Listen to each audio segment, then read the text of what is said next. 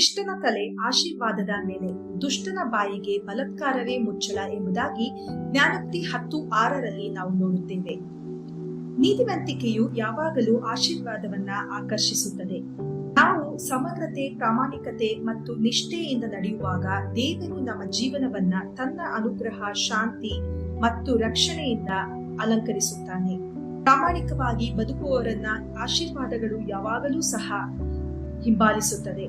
ಕೇವಲ ಭೌತಿಕ ಆಶೀರ್ವಾದಗಳು ಮಾತ್ರವಲ್ಲದೆ ತಮ್ಮ ಸಂಬಂಧಗಳಲ್ಲಿ, ತಮಗೆ ಬೇಕಾದ ಅವಕಾಶದಲ್ಲಿ ಮತ್ತು ಆತ್ಮೀಕ ಫಲಪ್ರದತೆಯಲ್ಲಿಯೂ ಸಹ ದೇವರ ಅನುಗ್ರಹವನ್ನ ನಾವು ಕಾಣಬಹುದಾಗಿದೆ.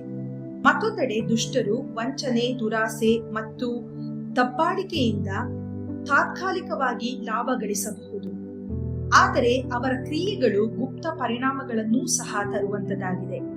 ದುಷ್ಟನ ಬಾಯಿಗೆ ಬಲಾತ್ಕಾರವೇ ಮುಚ್ಚಳ ಎಂಬುದಾಗಿ ನಾವು ನೋಡುವಾಗ ಇದರ ಅರ್ಥ ಅವರ ಯೋಚನೆಗಳು ಕುಸಿದು ಬೀಳುವಂತದ್ದಾಗಿದೆ. ಅವರ ಪ್ರಭಾವವು ಮರೆಯಾಗುತ್ತದೆ ಮತ್ತು ಅವರ ಆಯ್ಕೆಯ ಫಲವಾಗಿ ಅವರ ಧ್ವನಿಗಳು ಮೌನವಾಗುತ್ತದೆ.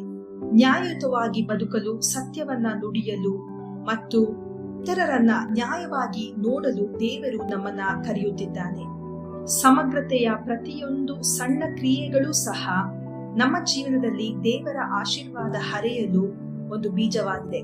ಆದ್ದರಿಂದ ಇಂದು ಇದನ್ನ ಆಲೋಚಿಸಿ, ನಮ್ಮ ಮಾತುಗಳು ಮತ್ತು ನಮ್ಮ ಕ್ರಿಯೆಗಳು ದೇವರ ನೀತಿಯೊಂದಿಗೆ ಹೊಂದಿಕೆಯಾಗುತ್ತದೆಯೋ? ಆಶೀರ್ವಾದವೆಂದರೆ ಅದು ಕೇವಲ ನಾವು ಪಡೆಯುವುದು ಮಾತ್ರವಲ್ಲ, ಬದಲಾಗಿ ನಾವು ಇತರರಿಗೆ ಆಶೀರ್ವಾದ ನಿಧಿಯಾಗುವುದಾಗಿದೆ ಮತ್ತು ಅದಕ್ಕಾಗಿ ನಾವು ಸಮಗ್ರತೆಯನ್ನ ಆರಿಸಿಕೊಳ್ಳಬೇಕಾಗಿದೆ. ನೀತಿಯಲ್ಲಿ ನಡೆಯಿರಿ ಮತ್ತು ದೇವರು ನಿಮ್ಮ ಜೀವನವನ್ನ ತನ್ನ ಅನುಗ್ರಹದಿಂದ ಅಲಂಕರಿಸುವವನಾಗಿದ್ದಾನೆ. ದೇವರು ನಿಮ್ಮನ್ನ ಆಶೀರ್ವದಿಸಲಿ.